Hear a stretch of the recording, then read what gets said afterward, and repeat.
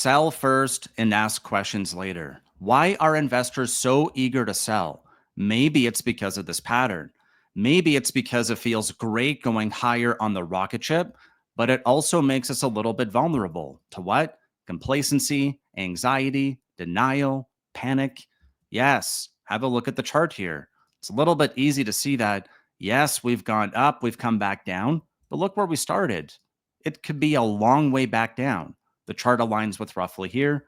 Does that align with the emotions the market is feeling right now on the weekly chart? Complacency, anxiety, denial. My investments are with great companies. They're going to come back. My country is a great country. They're going to come back. I think it is. And this is why I want to say it's a trap today and you got to be mindful of it. I know sell first, ask questions later sounds a little bit, it's a pretty big statement, right? Let's sell first, ask questions later. But we're going to go through that later in the show, specifically what we talked about today. If you didn't sell or make a plan when we were down here, when extreme fear was really high, and again, that's a really fast sell-off.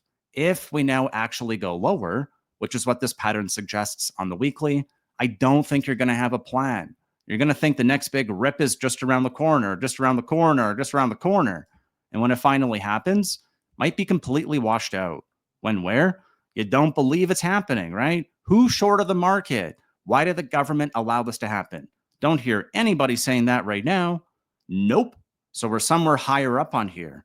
And the pattern suggests it's time to be very mindful of what could happen. Why? Look, if we fail to get back above 570, we're not going to clear the head and shoulders neckline. We were unable to do this in 2022.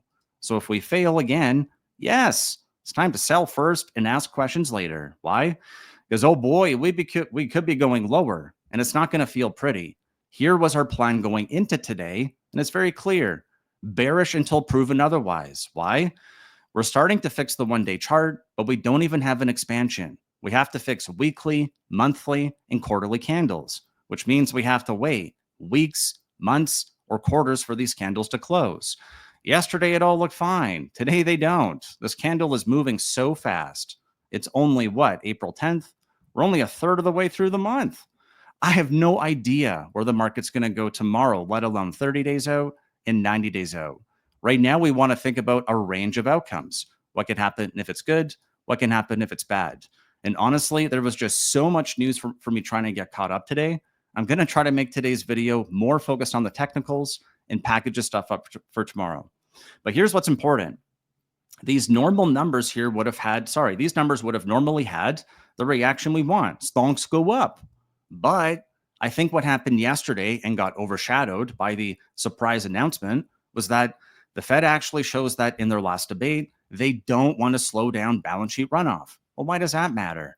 Well, because again, I showed you that inflation went down, but look what happened to the 10-year note. In the last 5 days, it's up like 10%. That's a really big deal. Why? This is what made Trump blink. This is the Trump put. If it keeps going higher, he's likely going to blink again. So this is actually true. Cheap consumer goods are actually part of the American dream. So surprise, surprise, another Uno reverse. Now it's at least 145. What? At least 145? I went to bed last night and it was 125. And he said, I'm probably not going to change. So here's something I want to remind you of. If you've never seen a cycle before, markets can remain irrational longer than you can remain solvent. What does that mean? Choose your trades very selectively, like a sniper. It's okay to hold on to a lot of cash. In this account, I have 71+% cash. And I got boring silver, and I got some VYD, ding, ding, ding. So the account's doing really, really well. So that's why you want to be mindful of the risk in your account. How much total risk is there? What's your exposure? What could happen if it goes right? What could happen if it goes wrong? But more importantly, what happens if there's a surprise? So the saying is, expect the best, prepare for the worst, and be ready for a surprise. If you are legitimately prepared for the worst case scenario, you are set up for success. Why? It's going to be very hard to disappoint you. So I've been sobering up a lot in the last couple of weeks here. I was very bullish. I thought it was going to be 1995. And now there is a law of diminishing returns, as I talked about in this morning's stream. But just before we go further, I'm going to ask you for a huge favor. If you could please consider smashing the thumbs up or subscribing to the channel, I would greatly appreciate that. And I'll keep you up to date on all this stuff for the next couple of days and the next couple of weeks because honestly, it's going to be spicy. Death cross in the making here, almost complete. Why does that matter? Means death. We're below the short term price. We're below the long term price. What is that? It's bearish. It means sell the rip. If we manage to make it all the way back up to here, what is that? It's 570. I just told you 570 is like our impenetrable fortress. If we're still tracking this pattern here, we might get back above the 50, but we have to clear the neckline. So there's clearly defined resistance. Look over here. All right, kiss the 50 MA, reject. So if we fast forwarded to getting close to the 200, and then we get close to the 50, look what happens next. Why? It's trap o'clock. Oh, we go back down to a lower low. And we actually tag the 200 for a number of weeks. What will that give you? A number of weeks to buy it over here, to wait for support to get carved out. Why? Because a failed breakdown, which is what we have today, let's see if it holds into a candle close tomorrow or Friday, but a bottoming pattern is, a failed breakdown could be a bottoming pattern. It is not an expansion signal, which is what I'm talking about on the note. So to make it really simple here, look, the S&P has a lot of failed breakdowns going back to 2022 and 2023, the same period we're looking at now. A failed breakdown is a bottoming pattern. It doesn't mean we're going up. We're trying to carve a bottom out or trying to stop going down. An expansion signal means that we're actively actually expanding. The chart is going up. Look how many times it happened here. There's going to be plenty of opportunities for us to get in. Here's what you want to think about. On the weekend, I talked about your mental capital. Ask yourself honestly, what are you saying in your head after the market closes? This is totally fine. Well, that would be one of these ones here. Totally fine. Are you feeling anxious? Hey, that was me like end of last week. I'm like, oh boy, this is starting to happen. Yeah, it's happening fast too. So what are you saying? What's the average person saying? I'm not hearing this. I'm not hearing panic. I'm not hearing capitulation. I'm hearing one of these ones here. We have to just cool off for the next big rally. You're so stupid. America number one. Okay, cool. Well, look at the chart. Anxiety? I think so. So yesterday, before the big power pump, right, or art of the pump, right, from the president, let's think about what happened. You felt terrible. Why? Because that's what everybody felt. If you're long and you're not trading, or if you were trading or not, doesn't matter. On short time frames, you got you got a very bad recency bias for stocks only go down. Why? They go down like a rock. And then what happened? Well, like I mentioned at the onset, you think the next big rally is going to be just around the corner, and you can't miss it because the second you sell, the market goes straight up. And the second you buy, it goes straight down. So what are you going to do? Nothing. If you know we're in extreme fear, like literally at 4, like we were a few days ago, and you choose to do nothing, and now we're back up here to 8, and you get prices not seen since like, I don't know, a day or two ago, and you choose not to sell, you are literally being complacent. So if we retest the low, like it shows here, you're going to start feeling anxious. Why? You don't have a plan, and now you're losing even more. They're going to be like, oh my God, maybe I should start thinking about a plan. Oh, there we go. There was the next big rally. To what? Boop, sell it off fresh. And then you get angry, frustrated. We're nowhere near that yet. And there could be a lot of legs to this downturn. So if things are moving fast, make sure you have a clearly defined plan. Or again, subscribe to the channel, and I'll update you every day. So this is what really gave me a lot of concern today. So I tried to better understand it. I'll try to do this as briefly as I can now. Between the 10-year auction and the Fed minutes coming out, there was a 1-hour window. Inside of that 1-hour window, Scott Bessent came out for an emergency meeting. He was not scheduled to talk to Trump. He got called in. There were only 3 people in the room: Trump, Lutnick, and Bessent. What's interesting about this is that that piece of information made its way out to the media. They wanted to make sure that everyone knew Bessent was in the room. What does that mean? He approves. Oh, he approves. Yes, the adult is getting dragged down, and they were overshadowing the Fed. So this data here should have made stocks go up today. It didn't. So why? The market is being irrational. Make sure you stay solvent. Oh no. So let's look to my account. This is a platform account, and if what it shows us here is that total risk exposure is 2.4%. If all goes terrible and my stocks don't go to 0, I'm going to get stomped out. I have clearly defined risk and reward. Okay. So if we look here, if I'm currently up by 17.6%, I'm going to give back no more than 2.5. I'll be back down here to 15. Why? That's my risk tolerance. The rest of this cash, it's sitting idle and not doing anything. Why? I listen to Warren Buffett. Rule number one, don't fall into the trap. Rule number two, do not fall into the trap. So these numbers should have been received well, and they weren't. Now I'm wondering what banks are going to say going into earnings. And we can look at that very briefly here. So they're all expected to beat BlackRock, Morgan Stanley, JP Morgan, Wells Fargo. But what are they going to do on guidance? Are they going to pull it? Are they going to say anything positive? Remember, these are the banks, right? They have the biggest and most in-depth picture of what's happening with retail. Oh, that's right. They kind of do. Yes, they do. So very good quote here from Mark Minervini, someone who I consider to be a market wizard because he was in the book Market Wizards. So with my strategy, it's simply unnecessary. I don't try to pick bottoms. I wait for stocks to set up and meet my criteria, and I could care less if that occurs at the bottom, before, during, or after a bottom. Why? He's in the business of making money, and he crushes it. So for me, I'm going to do the same thing. I'm going to defer to higher time frames, and I'm going to be very mindful of that. So here's a couple of notes from our group. Here, I'll show you some stuff that I shared this morning.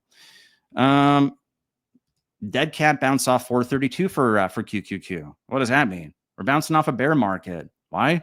Because it's 20%. 20% off the highs is where people start to get some appetite for stocks. Why? Shorts got to cover, got to get back in. Remember, tomorrow is going to be Friday close. So normally, we don't get a lot of closes over 40. This is a line chart on purpose. So if we close tomorrow or Friday weekly candle close out over 40, that doesn't happen often. High, lower high, lower high. Even the world shutting down was a lower high. Look how many weeks we plugged out here over the 42. Oh, that's not good. That's 25 weeks in a row. I think that's what it was. I checked it. If I'm wrong, please correct me. So what could that mean? Increased volatility for a very long effing time. And we don't even know if this is the high yet. What if we go even higher? Oh, that doesn't sound good. No, because there's no certainty. They punted for 90 days. And that's even if things don't get wound back down. So China fires back. If the U.S. wants to talk, our door remains open. But dialogue must be conducted on the basis of mutual respect and equality. If the U.S. is bent on waging a trade war, China will fight till the end. Whoa. So we've heard this rhetoric before, but in this interview, what's really interesting is that they tell us that there's going to be a schedule that comes out for what? How they're going to negotiate with each country. And they tell us here that 15 countries have made explicit offers regarding trade deals. So if it's art of the deal, let's go. Let's get some deals already. Why? Man, you guys got to act fast. Let's see what ChatGPT told us. I'm going to go through this stuff very briefly. I'll go through more of it tomorrow. Investors were already de-risking. So if now the VIX spikes, that means there's fear of recession. I just showed you the VIX very elevated, very elevated. Oh my goodness. So let's read this one here. Stagflation is now America's best case scenario. That's what I think the Fed is worried about too. That's what I'm worried about. How do I know? Look, minutes show the Fed is worried over stagflation. Oh my God, what's stagflation? Well, you should probably find out what it is. I've been talking about it. And here's what's really interesting. Trump did an Uno. So here he says, I can't imagine us going further. And then 20 hours later, boom, at least 145. Because of what? We're going to see some transition problems and some more problems. A beautiful thing. Oh boy. That's all I got to say. Man, what are we going to wake up to tomorrow? I have no idea. Here's a comp percent last night. Who's in control here? Market now understands tariffs announced last week were a ceiling. Who? I don't understand. My brain, no compute. Well, it computes if I do this. I'm going to very briefly touch on this. So there's a Mar-a-Lago Accord, and tomorrow I'll talk more about this. We'll look at a few charts in a second. So the bond vigilantes took charge. That's why I think Trump blinked. Remember, Bissett got called into an emergency meeting. He was supposed to be meeting with House Republicans. They're like, no, you're fired. I got to go talk to Trump. And this is why. The U.S. has a lot of debt. So this guy's really smart, way smarter than me. Who? Howard Marks. What does he say? Trump's tariffs remind him of Brexit. The U.S. is going to divorce the world. And the Bank of England didn't do so good. Remember, there were failed auctions. Here's a headline from today. Market turmoil causes BOE to reschedule long-dated bond sale. So the U.S. sold some bonds today, but like it wasn't really that much. It was a small portion of it. How much? I think it was 60 billion out of a $6 trillion annual need. I'll talk more about that tomorrow, but let's make it actionable here. If we get a rally tomorrow, I would encourage you to think about your risk. Why? Avoid this. Be honest with yourself. Again, I'm trying to make a shorter video today, but there's just so much news to always go through. So going into Friday, this is what's important. This is what I said this morning too. Sorry, into the close here. Why are we selling off so hard into the closes for most days? Because people are going risk off. They don't want to hold risk assets into overnight. Why? No idea what you're going to wake up to. All right, sell first, ask questions later. So if they're concerned about holding on for one day when there's only overnight risk, Thursday into Friday, what happens on Friday close? Well, you got Friday night, you got Saturday, you got Sunday, you got Monday morning. You got like 4 times more risk. So what's going to be very interesting is not me telling the market what it's going to do tomorrow. I'm going to be watching where we close this candle. Why? If we don't go down more than roughly 4% tomorrow, it could happen, right? If we don't, we have an established low. And we can do the same thing on the weekly that we're doing on the daily. What's that? Well, let's look. We talked about it again. It's in the daily plan. I'll update you on it for tomorrow. What do we actually have here? Low, higher, low, higher, low, higher, low. That's right. So how much would we have to drop to break the weekly? 4% tomorrow. And it would also blow out this chart. Why? We could only drop 3% here. Then technically, we're not forming defense anymore. Let's look at these levels. Pink, red, white. Why? They seem to matter. Let's zoom out for a second. Bear market. All right, 490 seem important. Yes, it does. 480, previous all-time high. 505, that's the gap fill. And 1% above 500. So what? Some liquidity getting sucked up. All right, that's it for today's video. Come hang out with me tomorrow at 8:30, where I'll see you at this time tomorrow. Thank you.